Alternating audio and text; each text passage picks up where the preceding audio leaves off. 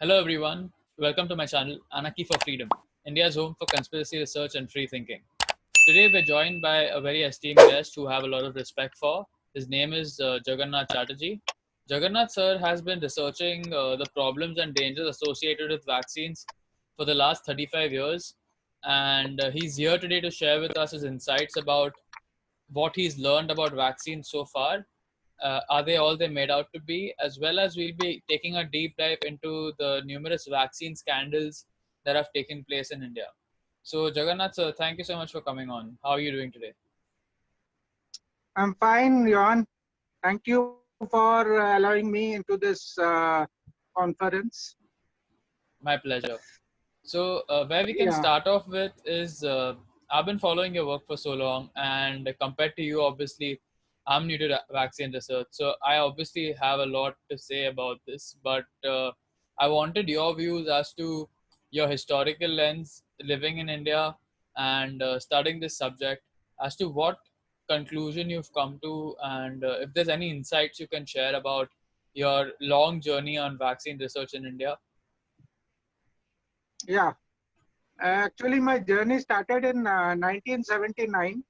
I was 17 years old at that time and preparing for a career in medicine. So, at that time, vaccine was given to me, which caused a very, very severe reaction, and I have not yet recovered from it. So, I was an ardent believer in vaccines. I was not a skeptic. That was the reason I took it in the first place. I also thought that vaccines were a great invention which saves millions of lives. But when I had that reaction and the reaction was denied by the doctors, they said it was not a vaccine reaction. So naturally, I had another perspective. So initially, I thought it was maybe a bad batch or some other problem with the vaccine. But later, when I started studying, I found many things which don't add up.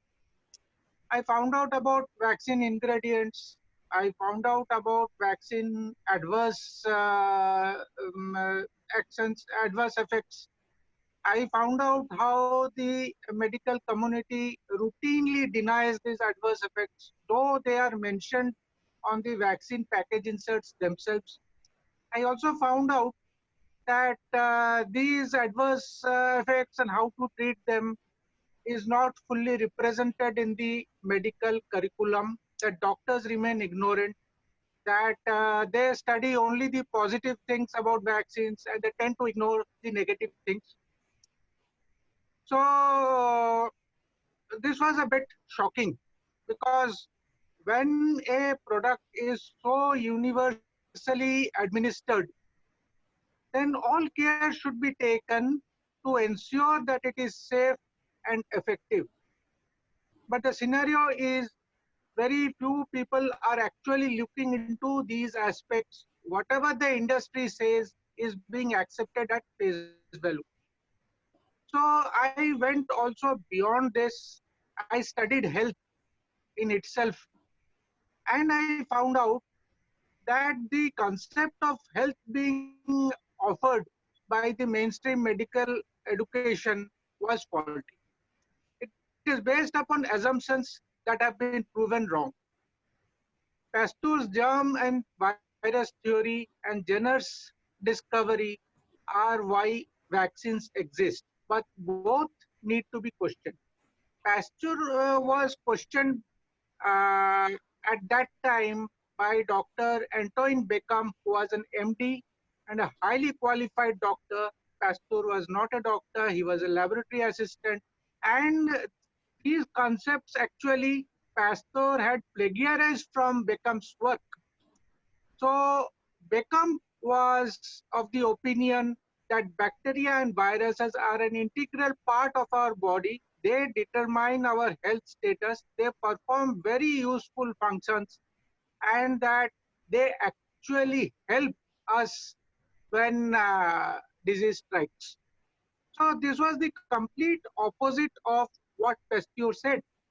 And today, as we know, that the research on microbiome, the research on the virome, on the microbiome, on epigenetics, they prove that Beckham was right and Pasteur was wrong.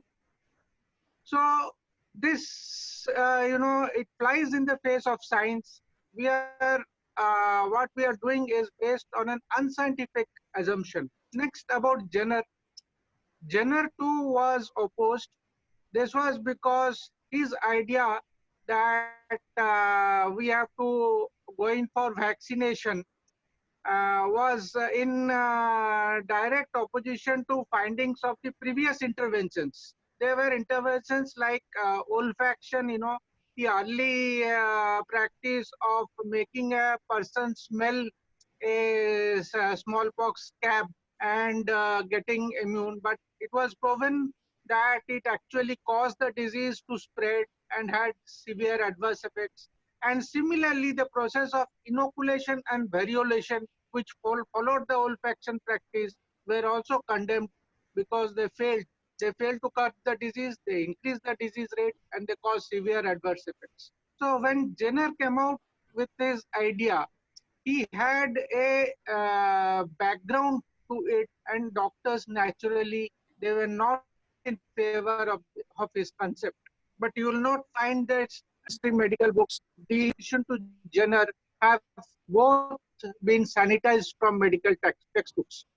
So here we have a system which is universally applied without regard for safety and efficacy, and which are based on faulty assumptions.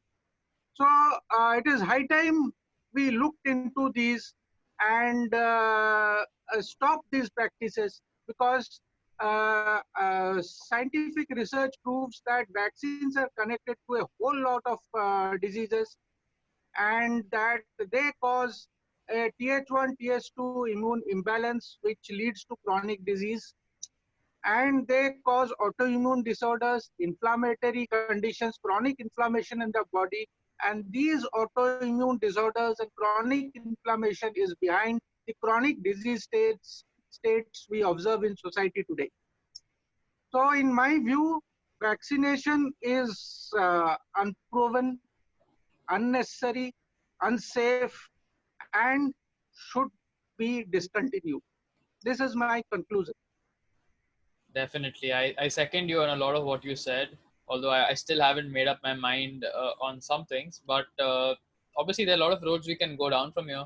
But according to my research, at least, I'm sure about the fact that vaccines don't go through the same rigorous trials that drugs are subjected to, wherein they have to use placebos for that. So that's the first thing that kind of caught my eye when I was starting to look into this, because mostly people cite that there are toxic ingredients in the vaccines, but just the idea that these products have never been truly tested for safety is really concerning for an entire industry that chants this mantra constantly that vaccines are safe and effective. So I mean, I've listened to both sides of the discussion for really long, and some of the skeptics, they say that yes, vaccines can have some reactions in some vulnerable people, but the diseases that we would be having if we didn't vaccinate would be much higher. So what do you have to say about that in general? I know that's a lot to address because it's a whole can of worms I'm opening up, but just about the concept, what do you think about that? Yes, you see, they talked about diseases that would be rampant if the vaccinations would not be there. But let us go back. Let us see what India went through for the smallpox for epidemic. Actually, when this smallpox was, it used to occur seasonally in India, but it was not so severe. It was known as an aggravated form of chickenpox. Chickenpox is a mild disease. Nobody fears it, though there is a vaccine now. And it was a routine that occurred in spring. So there was some concern, and with treatments like turmeric, neem, it was tackled. There were deaths, but in general, it was manageable. But when these vaccines appeared on the scene, the things changed. How? You must know how these vaccines were prepared. The pus from a dead smallpox victim is taken. It is passed through a cow. Then the pus from the cow is taken, passed through a horse. The horse suffers a condition in its hind leg as a result. The pus is again taken from there. That pus is called grease. It is again passed to a calf, and this mixture is was sent to various countries, where some again passed it through human beings and then administered it into people. Now, there are many things wrong with this, because uh, taking serum pus from diseased people and all, they introduced a lot many diseases into the general population. And the syphilitic form of pox that was absent in India and in many places around the world, it was spread due to vaccination. The severe pox marks, the severe things we see about smallpox was about the syphilitic, the most dangerous form of pox that was highly destructive. It was introduced by the vaccine. And what else did the vaccine introduce? It introduced the state of syphilis, as I said. It introduced cancers. Cancers became rampant in society. It introduced tuberculosis. It introduced all kinds of skin disorders, including leprosy. It led to schizophrenia, mental disorders. It led to severe neurological disorders. It area, tetanus, as hacking up at that time. So as human beings at an unprecedented scale, a whole lot of diseases appeared in them. And then the society really became diseased. And what they did was tell us that, see, now you need us. You need our vaccines even more. And the vaccine killed at an unprecedented scale. In fact, when a report was sent to the Queen of England from India, it was admitted that around 3.5 million died and most were vaccinated. So you can find from that itself how these vaccines affected us. And then, instead of stopping the vaccine to reduce the incidence of these diseases, they came out with more vaccines. They came out with the DPT vaccine. As I said, these cases of diphtheria, tetanus, and whooping cough skyrocketed in children, and they had another vaccine for it. So this is the cycle that continues. They give us vaccines, the body reacts to the toxicity, and those reactions are given new names as diseases, and vaccines come out. This when they introduced the pneumonia vaccine, the doctors of India said, look, this bacteria, the Haemophilus influenza B bacteria, was latent in human populations. It is vaccines that have activated them. So we we had again a vaccine for a vaccine. Look into history. You have to look into what really happened. You have to look into what they are not telling us to believe in them. This is the common pattern that even I see during my research, especially into the pharmaceutical industry, and it jives with a lot of the tactics that you outline they've used in the vaccine industry as well. Where when because of an issue, like say a minor issues like cold, coughs, or fevers, we're told to take these paracetamols and antacids and other kinds of drugs for mild things that are like just our body trying to uh, deal with toxic burden, or release some kind of have some kind of seasonal release of things that are not supposed to be in there. But then these drugs often lead to other side effects, and then you're told that you need other drugs to patch them, and then it's a vicious cycle where by the end of your life you'll end up on like your entire medicine cabinet filled with pharmaceutical drugs. So yes, this is a problem I've seen as well. And also the interesting point I find is that you also highlighted how they changed the category and the name of the disease after they've introduced the vaccine. So I've seen this, in my research, at least with polio, I've seen this, that after they introduced the oral polio vaccine in 1955, I think 1954, 1955, they basically changed the criteria for how they diagnose polio. So from your research, do you find the same thing happening with most vaccines, that they basically like introduce the vaccine and then they change the criteria so that they can claim that they've successfully eradicated the disease? Yes, actually, the first phase of the smallpox vaccine was a failure. But the WHO decided to reintroduce it. So they spun a game around it. At that time, they could find that were around 350,000 cases of smallpox all around the world. But they multiplied it by 100 times. They made it 3.5 million cases. They said it was an estimate, but later that estimate became actual. Then, when the vaccine was introduced, the smallpox cases were divided, into say eczema, rash, chicken pox, measles, and all that.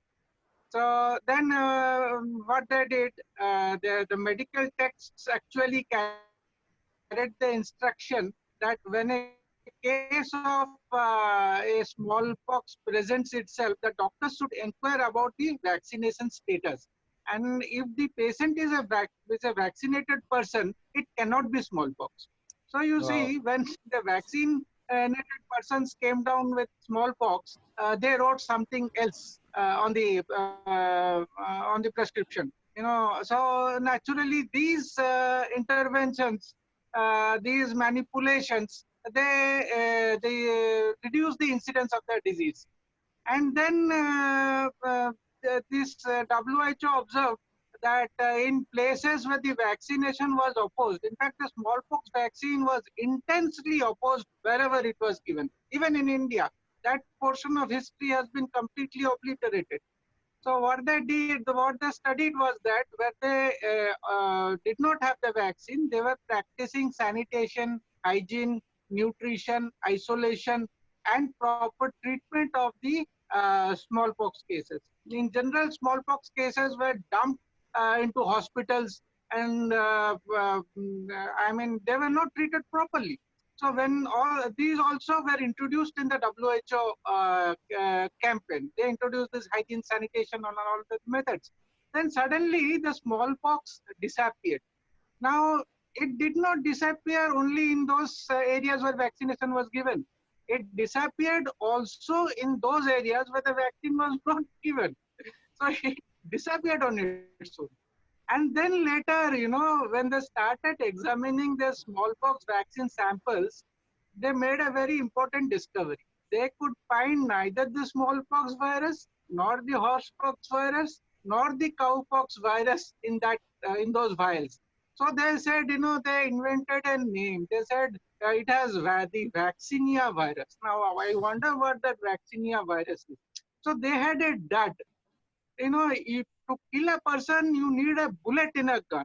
If that bullet is absent and you press the trigger, then you cannot say that you have killed that person with a gun.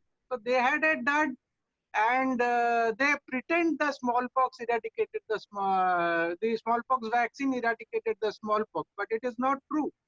Definitely, there's a lot of truth in there that I can second to that. Uh, just the final thing I'd like to touch on before we delve into the vaccine scandals is that these health bodies and the institutions that are currently regulating vaccine policy and the industry that does the research, they often proclaim that it's unethical to use placebo in vaccine trials because you're denying someone of established safe medical treatment. And although I strongly disagree with that, they often claim that we have strong surveillance systems in place which can basically pick up if someone has a reaction to vaccines. So at least I know from my understanding that those surveillance systems are abysmal in India. Can you just touch on that a little bit as to you know what is the process if someone gets vaccine injury in India?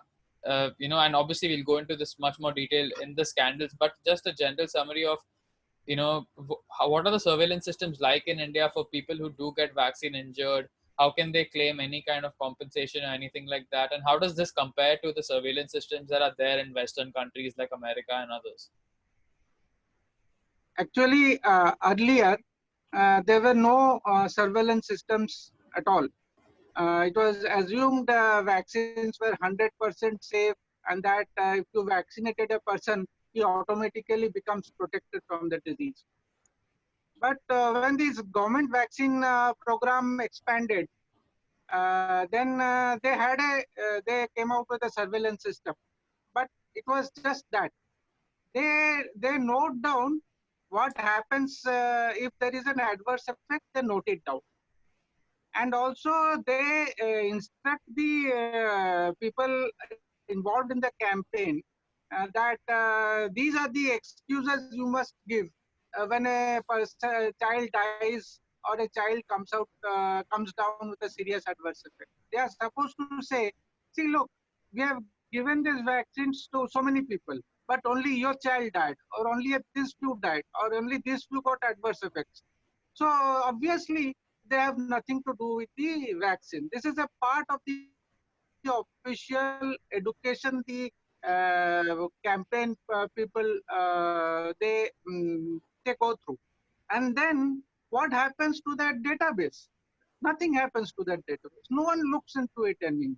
See, and then after the pentavalent vaccine, when the pentavalent vaccine was introduced, there was a lot of opposition to it. The doctor said this vaccine is killing children in whichever country it is being given. And sure enough, after it was introduced into the country, cases of death started surfacing. So at that time, what the WHO did is that they changed their reporting criteria. Earlier, there were 4 to 5 options. A doctor could at least hint that yes, this could be connected to the vaccine. But later they changed it to just 2 options: connected to the vaccine, not connected to the vaccine. Now, the system does not want that it should be reflected as a vaccine reaction. So obviously, it to the vaccine, particularly the death system like this, it becomes very easy for the authorities to say that, see, we are going as per the WHO reporting system. They now have that stamp of authority, and they claim that all these things are coincidence. You see, there was an RTI file which found that over a period of 10 years or less, some 10,612 deaths were reported after vaccines, reported and recorded, and that was lakhs every year. So there was a uproar. But they said, see, these are all coincidence. Even if the vaccines were not given, these children would have died and suffered these adverse effects. And regarding compensation, I only know of 2 cases where courts have ordered compensation for the children. One was long ago. I think it was in 1995. A court had ordered a compensation for a child affected by the polio vaccination campaign. And again in 2012, I think another child was given, a child who had died from the vaccine was awarded compensation. But I do not know, I have not come across anything that says that these children have been compensated, that the money has been paid. Rather, I have come across report that these cases are proceeding without payment, and the courts are repeatedly urging the government to pay compensation in these cases. So I had made a personal inquiry with a official in this regard, and he said the official stance is if a compensation is paid, it would set a dangerous precedent, and therefore the compensation should not be paid. Johan. Wow, that's just, I'm sure many people are surprised to hear that those kind of statements from government officials. And it just shows us the reality of the situation that occurs with respect to the vaccine surveillance systems compared to the, fairy tale that vaccine proponents like to, chant that, oh, we have such robust surveillance systems in place that it can pick up, the number of people who actually get damaged. And this was demonstrated quite well by Soumya Swaminathan as well. I recommend people go check out this link that I'll put in the show notes of Dr. Somia, where she's giving one statement in an advertisement for the WHO about how, like, robust and properly set up the surveillance systems are, and how there's just no risk with vaccines and there's best thing for the world. And then in a private WHO meeting, she's basically admitting that our surveillance systems aren't that sound, and it's creating a lot of distrust in the system. So, probably now we can shift a little bit to analyzing all the scandals that have taken place in India since the smallpox. Because I know you think that the smallpox campaign itself was a scandal, and then we can come up to present day as to what we're experiencing right now with the COVID vaccine. Yeah. See, when you talk of scandals, then you have to actually think of the system of medicine that was prevalent in India. Now, India had the system of, Ayurveda. Ayurveda was strongly in place. You can say that it was not very organized, but people, there were Vaidyas and people derived benefit from them. The kitchen remedies were known to all households. The grandmothers were the knowledge bearers, and that system was working very well. People, they did not even need to go to a doctor.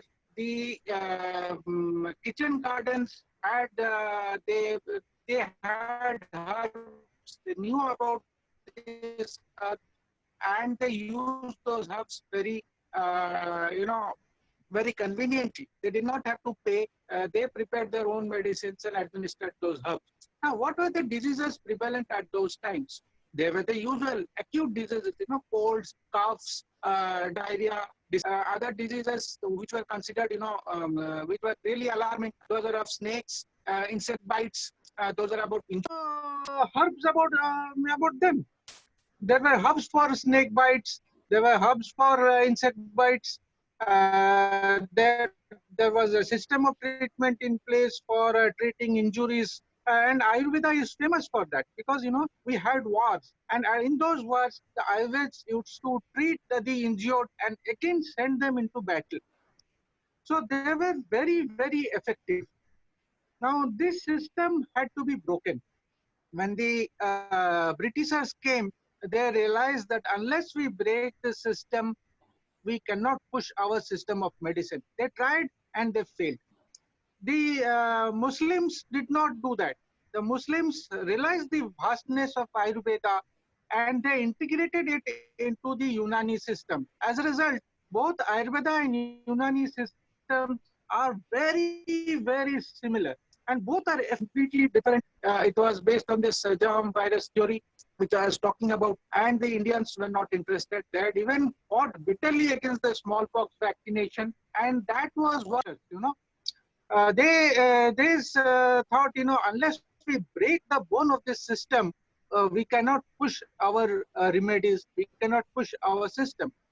So for smallpox, what they did, they spread the rumor that it was the Brahmins who were doing this olfaction system, and therefore, what is the problem if the society accepts it? But it was found out that the theory they mooted was it was a leaflet, and it was signed as something like the dubious devotee or something like that. That itself was a dead giveaway.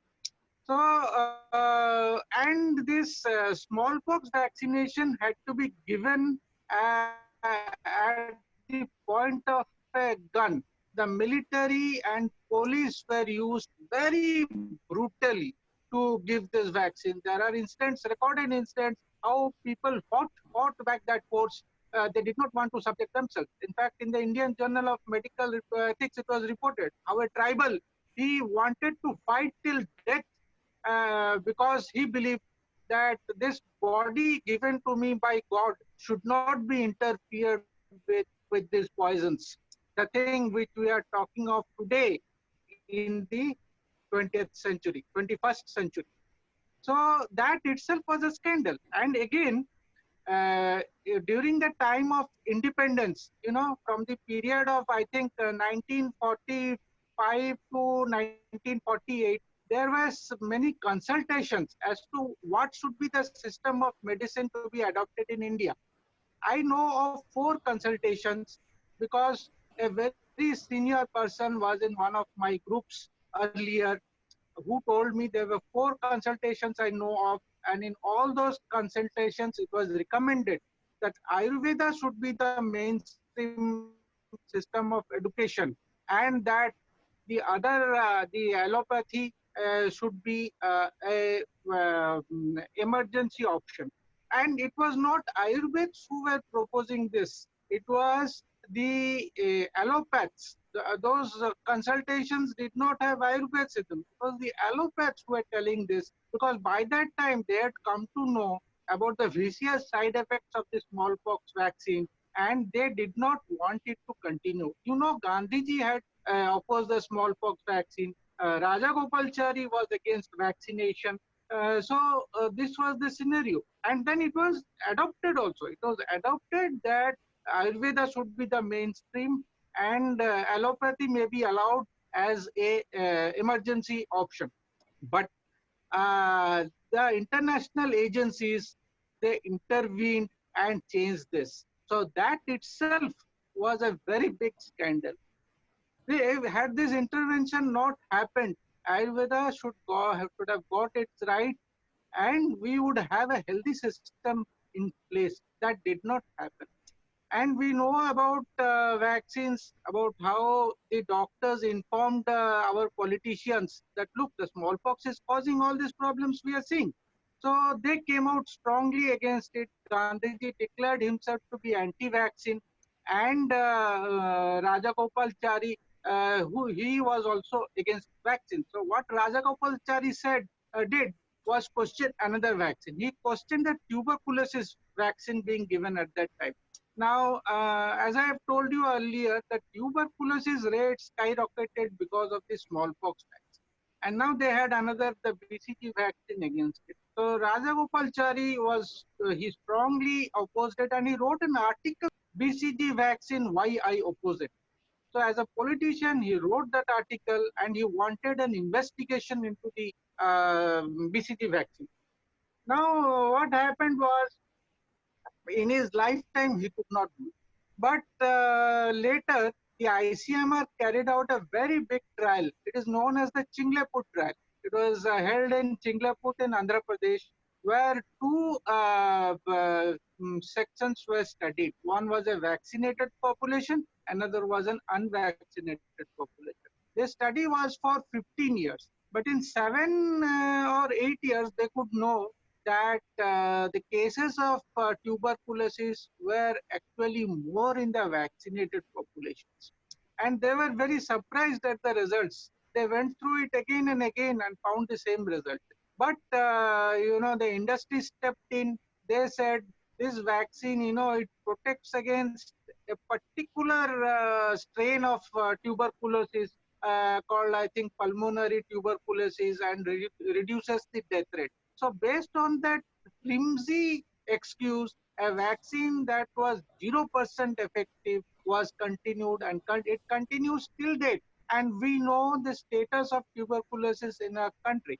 We know that cases are very high, and these cases are drug resistant and multi-drug resistant and extremely drug resistant tuberculosis. But we do not blame the vaccine, though there are many people who say that the vaccine is complicating the disease.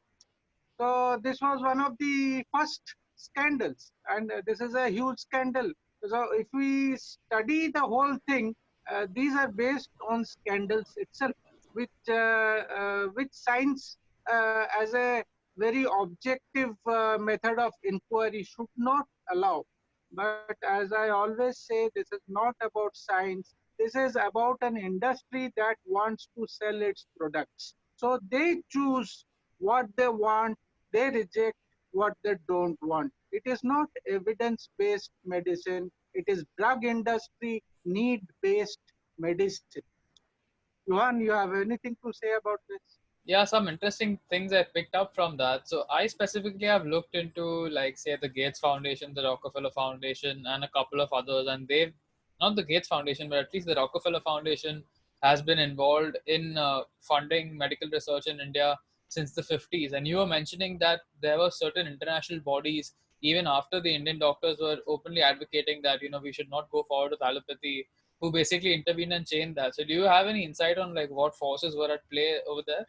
No, I don't have a very clear idea, but I was told that some very heavy pressure was put, and Nehru refused to allow it. He said we must go along with science. That was what I was told. All right. Okay. So Sounds good. naturally, there was a very big pressure on him because he himself, he wasn't. He used to take homeopathy. His father was a homeopath, and we know the Nehru and Gandhi family. They are great supporters of homeopathy. Nehru practiced yoga. He was very proud of it. But yes, there was a pressure on him to say that no, we should go in for allopathy system. All right. And another thing that I wanted to sort of highlight over here is that, of course, the fact that the smallpox vaccine was involved in tuberculosis. I'm surprised to hear that there was actually a, proper trial where they looked at vaccinated versus unvaccinated people, whereas that totally doesn't happen right now.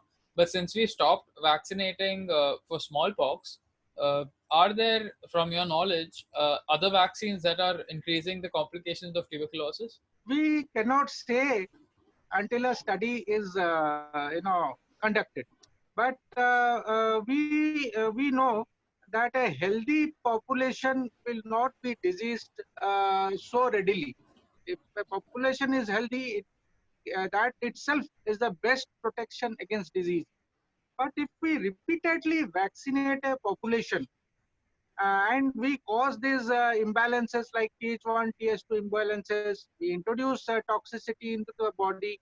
These toxins, they are so dangerous. It is not advisable to enter the building where they are stored. So if this is done repeatedly, it is obvious that all diseases will get modified because disease in itself is about toxicity. It is about the body's response to toxicity. It is called toxemia. That is one of the best definitions of disease which naturopaths follow. The Ayurveds have their own system of disease. They call ama. That is also another toxin. They are also talking of toxemia. The homeopaths also say yes, the toxins, the body states, they are the cause of disease. Definitely, and I second that from my research into nutrition as well. That all disease is a manifestation of something you're not getting, which your body requires, like nutrients and minerals, and something you're getting that your body doesn't require, like different kinds of toxins. And these don't just extend to heavy metals, but we also have like PCBs, dioxins. There are many, many different classes of toxins that we are all inundated with from all sides in a very systematic fashion. So I guess let's move on now, and we'll probably pick this up at Gates's decade of vaccine, which really kickstarted the whole push to vaccinate the world in a very major way, where the Gates Foundation committed $10 billion towards a decade of vaccines, and that kind of coincided with one of the biggest vaccine scandals in India. That was the HPV vaccine scandal. So let's go into that a little bit and discuss the details of that. That was a major vaccine scandal. But I'll discuss some other scandals which came before that. For example, the introduction of the oral polio vaccine was a very big scandal. And I must say, the best of our doctors opposed it with all their might because that vaccine was causing paralysis, it was causing cancers. So they were worried about it. And the reason it was pushed in India and other developing countries was that the developed nations had rejected, they had banned the vaccine. They don't use the word banned, they say it was discontinued. but it was discontinued because it was associated with paralysis, it was associated with simian virus induced cancers, and these were very, very troubling things. So when this vaccine was introduced, obviously to benefit the industry that did not have a market, then even the IMA, they opposed it. They held a conference, where they opposed this vaccine and said it was causing more paralysis than it was protecting from. Now, that is a very damning accusation against the vaccine. And we know how Dr. Pushpa Bhargava opposed the vaccine.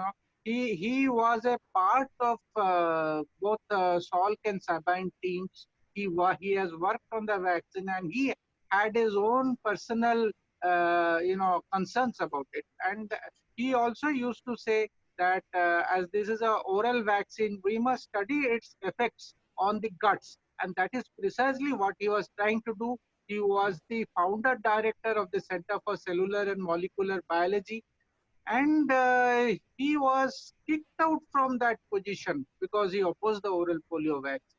Now, can you imagine that? They had targeted him because he was an authority on the subject, and if he opposed, then their plans could, they could go awry.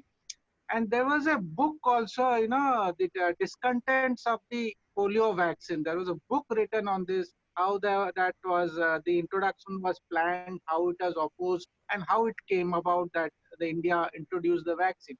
And then they adopted the smallpox vaccine model. What they did was, there were around 32,417 cases of polio worldwide, but they inflated it into 3.5 lakh cases. They later again increased it to 4 lakhs, which Bill Gates proudly talks about. And that estimate again became actual. They went through all these methods, actually of these 32,417 cases, hardly 10% were about viral polio. So they separated that also. In India, there were only 12,000 cases yearly. So they divided all this, into various types of paralysis, and they reduced the numbers. Then again, they came out with a term called acute flaccid paralysis, which is nothing but polio. And they pushed all the cases into that category and declared the country polio free. Now, that is, you cannot better this scandal. And when I wrote about this in detail in a mainstream magazine, I received so many threats. They said, "You bloody fellow, why should you write about this? You're doing the country a great disservice. You are an anti-national." So, but the magazine, they still carry that article. So that was that was when the Indian doctors, they considered they considered vaccine politics, which I was talking about since a long time back. They never acknowledged that there was a great politics behind vaccine. But with that vaccine, they acknowledged, and I gained many friends within the medical community who are there with me still today. Wow. So that was the big scandal. Then what they did was, there were public sector vaccine units. So when they noticed these scandals, the doctors started saying, let us, have only this public sector system to produce our vaccine. So what did the do? They declared that these units were substandard. And based on their reports, the units were closed down, and they made it a system where only the private sector would operate. So they, when you raise an objection, they close down every door, you know. So this system is not about protecting anyone. It is not about health. It is about pushing vaccines. It is about injecting people. These people should understand that this system does not care about them. It does not care about their health. It does not care about their children. It does not care about the lives of children. It is there to push vaccines. Then this what you talk of HPV, yes, one fine morning it suddenly Jagannath, emerged. just before we move on to HPV, I'd like to add something about the polio vaccine. I'd like to second what you were saying about the viruses, like the viruses associated with cancer that were left in the vaccine. We see strong precedents of this with Betty Eddy, obviously in the sort of Yes, 20th century with her discovery on Rodney this said. the simian viruses and how that whole thing was covered up, and multiple scientists at the NIH who were investigating that were covered up after that. But finally, it was sort of established that yes, SV40 is linked to slow growth cancers over the long run. And we see the same thing with Dr. Judy Mikovits as well, who was totally like targeted from all sides because of her discovery of like disease causing retroviruses that were, left in the vaccines, and, they weren't cleaned up and stuff. And also on the polio vaccine, what are your thoughts on the two papers that were published by Poliel, where he basically wrote about how the oral polio vaccine caused, 500,000 cases of polio Yes. between 2000 and Yeah. 2017. No, the first one was about additional 47,500 deaths. He found out that and said that this non-polio acute plexit paralysis is the same as polio, but twice as deadly. That is what he proved in his first paper. It was totally ignored. Then what he said was that okay, we have you are telling that polio has reduced to this, and now let us declare victory and move on. He argued about that. He said we cannot eradicate polio because polio is linked to hygiene, sanitation, and nutrition. Unless you adopt these measures, polio is not going to go away, and it is very foolish to have a vaccine to eradicate polio. But that too was ignored. Then what he did was they calculated the incidence of non-polio acute flaccid paralysis, and they said that ordinarily this should not have happened, and we find 491,704 cases of excess paralysis. So that happening, in 17 years from 2000 to 2017, they found 104 cases of, we should know that the polio that frightened to the use of chemicals like DDT and arsenic in agriculture. And as DDT was phased out, that anterior horn paralysis that we found earlier, that reduced totally, in parallel to the reduction in use of DDT. So here we are talking of viral polio, and we are using a vaccine that actually causes polio. So that is what the polio scandal is about. And there's some surprising facts in there. Yeah, and let's now move on to the other scandal, the HPV vaccine, because I dug into the HPV vaccine scandal quite a lot because I'm currently investigating the Gates Foundation's role in India, and I found some surprising stuff.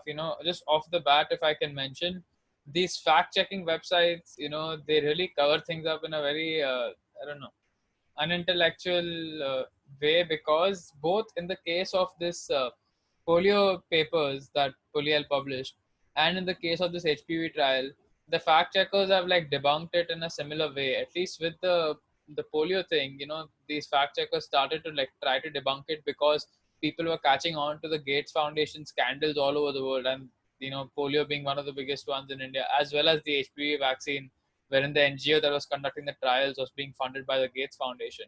So the first one they debunked, like PolitiFact, which is again funded by the Gates Foundation. They debunked it by saying that you most people won't believe this, but if you actually read that fact check, they say that firstly we couldn't find a source to back up this claim about like 500,000 children dying when it's published in a journal. I don't know why they couldn't find it. They attack like this meme that's shared on Facebook. So they attack like the weakest source of evidence, and they don't mention the fact that an actual paper exists.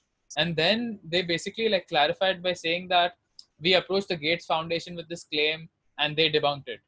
Like they're asking the person who's accused of the whole cover up and the scandal about what his views are or what the foundation's views are on this. So it's just a insane way in which these people are trying to suppress the truth.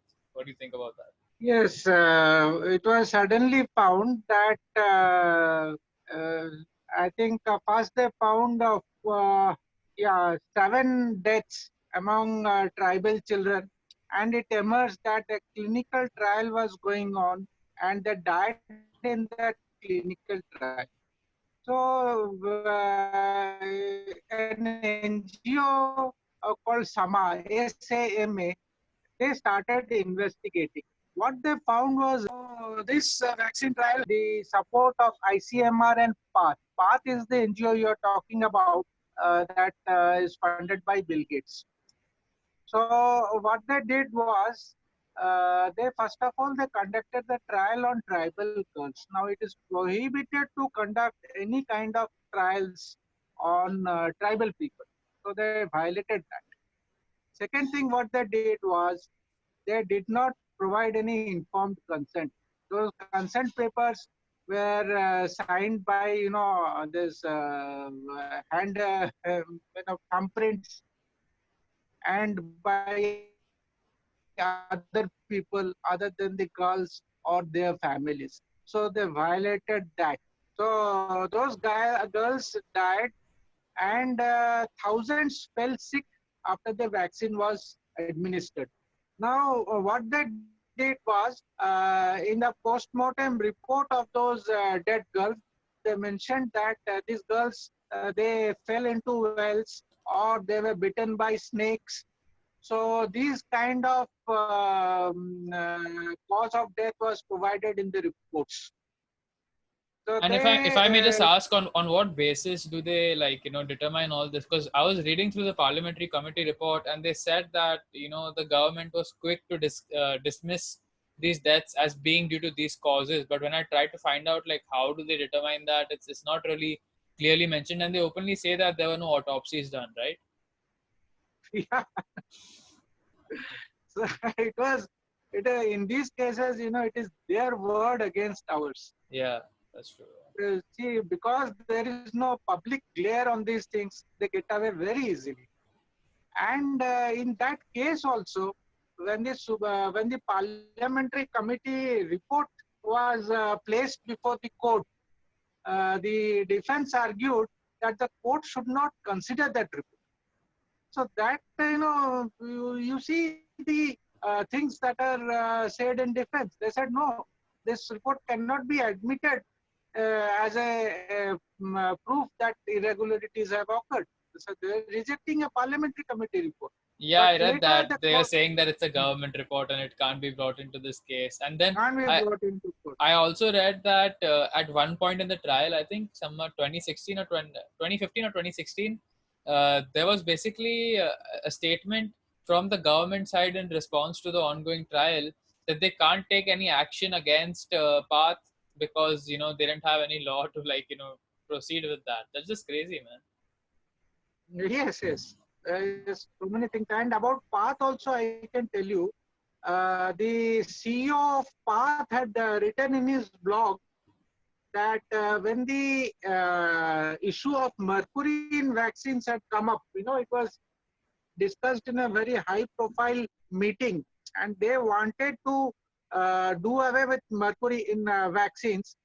So he presented his case that if in developing countries we reduce the amount of mercury in vaccines, then these poor children will be deprived of vaccines because it would make vaccines costly. And he boasted about it. He said, if I was not present with my team, they would have reduced mercury in vaccines in developing countries also.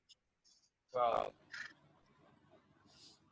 And we know that the HPV vaccine has some of the highest amounts of mercury, if I'm not mistaken, right? Yes, see, we only talk of the 7 deaths. Later, I think 2 more died, or 7 or 9 deaths.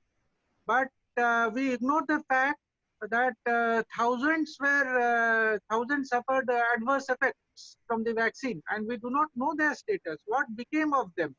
How they suffered? If they recovered or not? We do not know anything about that. Yeah, because In even this I was case, trying to see that there were reports that the NGO that was actually filing the case and a couple of other people actually went into that area and they found out that people were going down with autoimmune diseases and other kinds of problems, which is kind of supporting what you're saying right now. And so these scandals, they continue. As I was saying about the pneumonia vaccine, actually this kind of a pneumonia was found in only one locality in, I think, Kerala. And the doctors argued that you cannot have a nationwide vaccine campaign if this disease is, restricted to one single location. But they went ahead and did it. So there is always a tussle, between our ethical doctors and the lobbyists. And the tussle, we should be proud of our doctors that they raise these issues, and they know that they face a great threat in going against the industry, but they still do it, and they do it regularly. And in this polio case also, our doctors had petitioned many, no, they had petitioned the prime minister, they petitioned the president, and then there is also the case of, we have two systems in India. We have a government vaccination schedule, and we have a private vaccination schedule.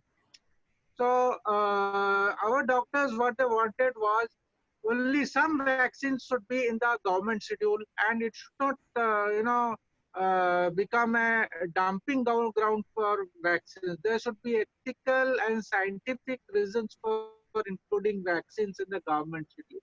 But as we know, one by one, all kinds of vaccines began to be introduced. And Dr. Pulial, who is a member of the NTAGI, the National Technical Advisory Group on Immunization, he was even ousted from the body because he used to raise objection. The same thing happened to Dr. Pushpa Bhargava when he raised questions against GM crops in the GEAC meeting. So here also Dr. Pulial, he faced the same thing. And again, there was a pressure put in and he was reinstated. But he is only one person, I believe, in that whole body who looks after the welfare of the people. Definitely, yeah. Most of the research that I tried doing in vaccines in India, all the papers I've come across and all the reporting on these issues, as the main sources I've come across have been Puliel and you. That's literally Yes. like mostly what I mean I found in my own research. Yeah. So maybe we can. I had something to address. I read that Puliel stepped down like recently. Is that true according to to your knowledge from the NTAG? I mean. So I don't know if he has stepped down. I am not Okay. aware of that. That's what. And what are your thoughts on this whole thing erupted because of, I think it was because of these scandals, that there was some pressure being built, and the government had to take some kind of action to at least make the public feel like they are dissociated from the Gates Foundation. So the PHFI had its FCRA license revoked, and their foreign funding was cut off because of the NTAGI and the secretariat of the NTAGI, which was recommending vaccines to the for the immunization program in India, the government schedule that you're talking about, they were placed. The office was placed inside the PHFI, and they were drawing the salaries from the Bill and Melinda Gates Foundation. So, do you think that something actually happened over there of any meaning, or it was just like political posturing to make it look like they are dissociated, but things continued No, anyway? no, no. No, no, it was not a political posturing. It was a conscious decision at that time. The PHFI, the action was taken against the PHFI, and this UNICEF and WHO consultants were a part of all this health department machinery. So they shifted them out because they were influencing policy, health policy. They took these steps very consciously, and we thought that this is the end of it and we'll tread on a new path. But sadly, that did not happen. And all those agencies are back now. They're in their positions. And I personally fear for the people of India. They believe in this, they believe in the system. They believe the system is working for them. And right now, the situation is very, very precarious after the coronavirus epidemic. Yeah, so I think, to wrap things up, let's talk about the coronavirus vaccine right now, because at least I, and I know you as well, have been warning people for a long time that the new vaccines, the fast track vaccines that are going to be coming, they're going to be different from the ones that were developed before, whereas the ones that were developed before had to have an antigen, which means like some form of the virus, either killed virus or weakened attenuated live virus. And now the way they're making a lot of these new vaccines, which the Gates Foundation and other bodies that the Gates Foundation has created are funding, like CEPI, they're mainly bankrolling these mRNA DNA vaccines. So, firstly, Yes. the news just broke out, like I think 2 days back, that Bharat Biotech, produced a vaccine by the old method, not the new one. But then, since they've not even entered clinical trials yet, we don't even know whether that's the vaccine that we'll be having or it'll be another one. So, what are your whole thoughts on the coronavirus vaccine in general? Maybe you can just highlight some of the dangers of these new kinds of vaccines that they're trying to develop and your overall view of the situation right now. Yes, coronavirus has been with us ever since the first SARS epidemic hit us. I think it was in 2006 or 7. The coronavirus is actually a common cold virus. So how it developed into something dangerous and became an epidemic was debated by the virologists. They said that the science of virology does not support that a flu vaccine that belongs to the zoonotic species can jump onto humans and cause an epidemic. So they were clearly telling us that a game is going on behind this. And we know that a lot of money has been spent in developing these viruses to become a potential threat. It has been in the news, it has been talked about, it has been opposed, but still these things, they go on. The first report was about the smallpox virus being developed to regain its virulence. That was opposed. Then the spotlight was on Ebola. It was opposed. Then these viruses appeared. So when the current epidemic appeared, you have to know very well that from the very beginning, papers have been coming out saying that there are inserts in this vaccine, and this structure cannot be developed naturally. So there has been opposition. Well, let us keep that aside. Let us concentrate on the vaccine. Now there have been several attempts in the past to come out with coronavirus vaccines. They failed. That is because very severe adverse effects were noted in the vaccines. They tried it out in animal trials. The animals died. They died very painfully. They found that when a vaccinated animal was exposed to the virus, that there was a thing called disease enhancement. That is, the disease worsened. Even Dr. Anthony Fauci has told that when the vaccine comes out, there may be a disease enhancement, the disease can get worse. Bill Gates has also wanted indemnity for the vaccine. He has said that this vaccine can be as dangerous as the smallpox vaccine. It can kill and adversely affect a lot many people, and therefore both industry and myself should receive indemnity that we cannot be proceeded against. So this is the background. The other problems with the vaccine was it caused autoimmune disorders. It caused chronic inflammation. It caused it was also noted that the vaccine failed to protect against disease, and that when they gave the vaccine, the other flu viruses became active. So there was virus enhancement or virus interference as well. So noting all this, the conventional vaccines were kept in abeyance. And now suddenly we have this news that a conventional vaccine will be used.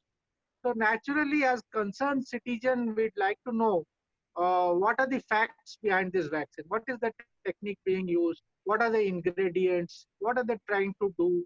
What are these trials about? How are they going to try it? And who will be looking after these trials?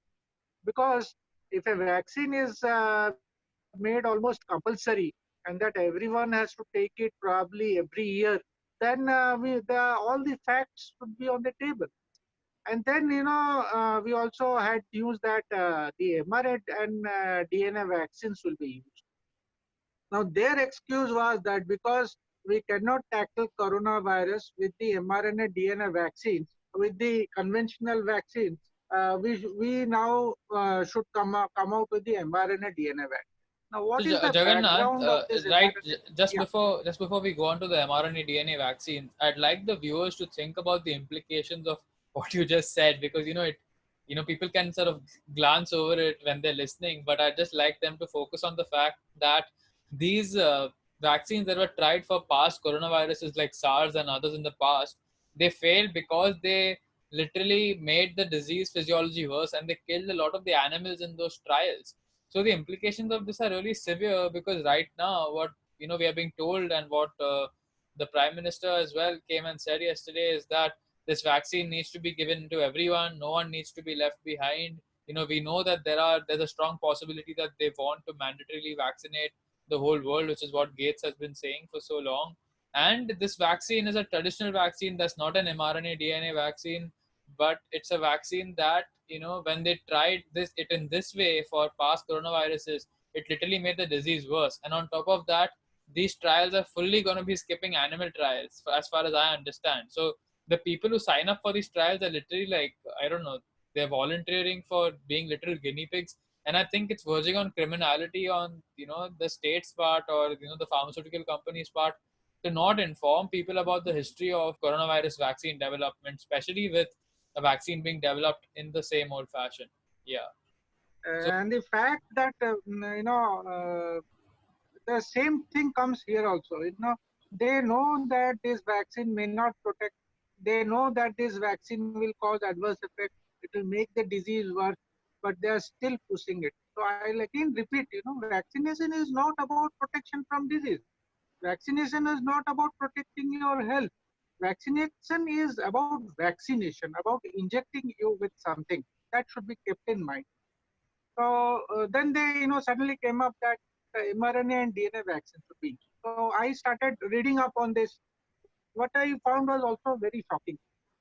These mRNA DNA vaccines have not been used in the past because they are not safe. Yes, you are listening right. They have never been used earlier because they are not safe, and the industry itself does not have confidence in them. They don't want to come out with a product that can cause massive injury among people. So now they are coming up with it that, and about this DNA vaccines, in the Moderna vaccine, uh, the background paper itself, you will notice that they say there is a chance that the DNA vaccines can change a person's DNA. In fact, it has been a concern about both mRNA and DNA vaccines, that what they are doing is they are inserting RNA into every cell of our body. They are telling it will be introduced into the immune cells only. But can they do it? What are immune cells? Every cell in our body is concerned about immunity. It is about immunity. Immunity happens at the cellular level. So what they're telling is RNA will be inserted into every cell of our body, so that when the body meets that virus, then the body itself will become a vaccine manufacturing unit. I don't know what that means. What is the implication of this? The same thing had happened also about GMOs. There was the allegation that when GMOs enter into our intestines, it becomes a pesticide manufacturing unit. So these things, they have to clarify what they mean when they say we'll make convert your body into a vaccine manufacturing unit. And that when you insert genetic material, that process is known as reverse transcriptase. So they're telling us openly that we will change your DNA, will genetically modify you. That is a statement that is standing in front of us. So what will be the implications? And the most important thing is the same concerns with conventional vaccines, that they cause autoimmune disorders, they cause chronic inflammation. These same concerns exist with mRNA and DNA vaccines also. So they cannot say that these are safer than conventional vaccines, at least as far as literature they have on their websites, they have on other places. And our concern is what else are they trying to do? Because they have a lot of varied technologies in their bags, which they are itching to try. So those technologies are about inserting nanoparticles into our body, about inserting an enzyme called luciferase, about nanochips being injected into our bodies. So they have patents for these, they have plans for these, and they have got an excellent opportunity to try it on 7 billion people, which they say is about protecting from the coronavirus. Now, this coronavirus has mutated.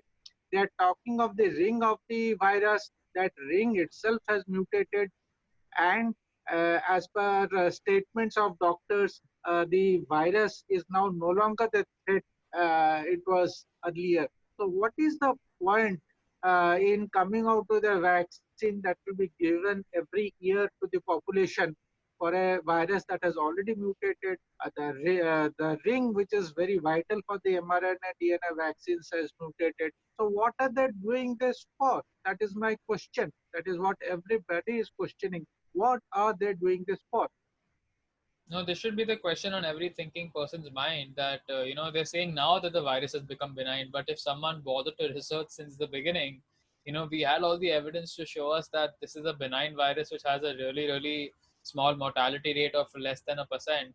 So, given those kind of facts, why would you want to go to the risk of literally I don't know, mutating your DNA or having paradoxical immune enhancement, which you spoke about, which was the result of them trying to develop vaccines for prior coronaviruses? The risks of that far outweigh the small, less than 1% risk of you dying from the coronavirus. And this fact is also disputed, in my opinion, that people are dying from the coronavirus. Even the deaths that they are putting on the death certificates are being highly amplified. And there are many other issues with that I've covered on my channel.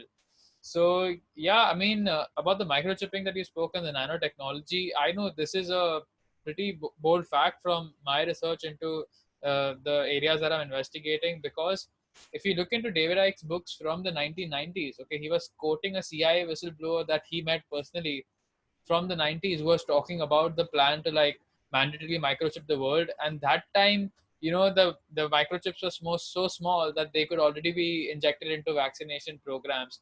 And we know now that Bill Gates has basically funded this company to basically manufacture a microchip that can, at the press of a button, basically make people infertile for a very long time, like 16 years or something. They say it's reversible, but you have to take their word for it, kind of. And we know that the Gates Foundation, the Rockefellers, and all, they have a deep history and background in eugenics and wanting to cull the population. And that's what they keep telling us again and again, that we want to reduce the world population to be in balance with nature, and the whole sustainable development movement and all of that. So just given all of this, the fact that these people are asking for immunity if they want to vaccinate everyone, and they acknowledge the risk, and they're saying that they need to be sort of indemnified against the risk in order to proceed, and given the fact that they want to mandatorily microchip and vaccinate us, from my research at least, I don't understand why anyone would want to take this vaccine. What are your thoughts? Yes, definitely. I can tell you with my reading behind me that this entire vaccination thing should be debated in public, and we should also talk about the school-based MR vaccine campaign, where the Delhi High Court said that just like advertise vaccines, we should also come out with advertisements on the adverse effects of vaccines. So a court said this, and what did the government say? The government said we cannot achieve our targets if we do so, because if a parent comes to know that there are adverse risks associated with vaccines, nobody will vaccinate. So these are statements from government lawyers and officials arguing in court. So this vaccination, from the point of view of doctors, It is a opportunity to earn money which you cannot deny. I'm not saying this. A very senior IFP official has made this. He made this public, and he was assaulted in a conference. He was kicked out of the IAP, but he made his statement that vaccination is about revenue, and that the vaccines in the private sector, they bring in 8,100 crores annually as revenue.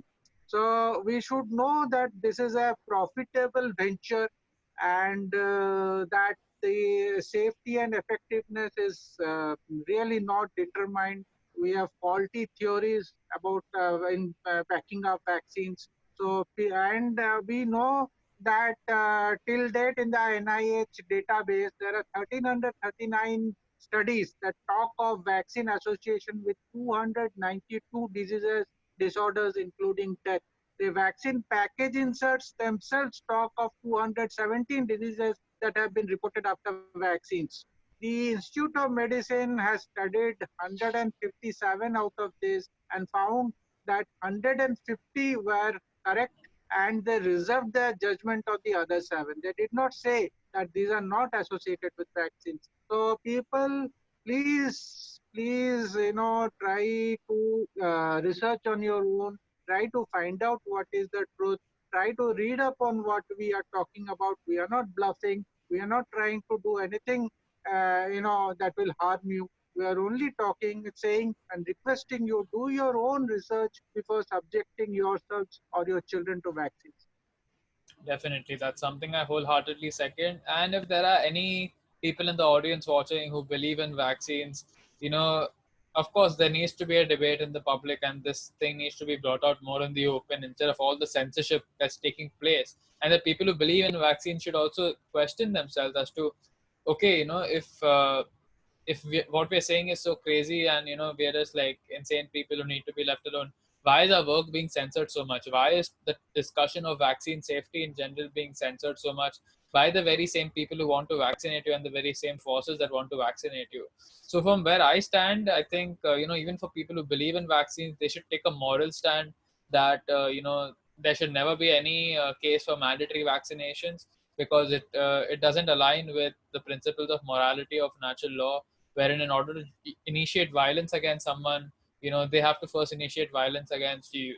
Initiation of force is always wrong, and under that principle, any kind of mandatory vaccination program is always unethical, regardless of whether the vaccine works or doesn't work. And these vaccines aren't even tested for safety, which is something I alluded to earlier. Thank you so much, Jagannath ji, for coming on. This was a very insightful session for me as well. I got to learn some things that I didn't know before.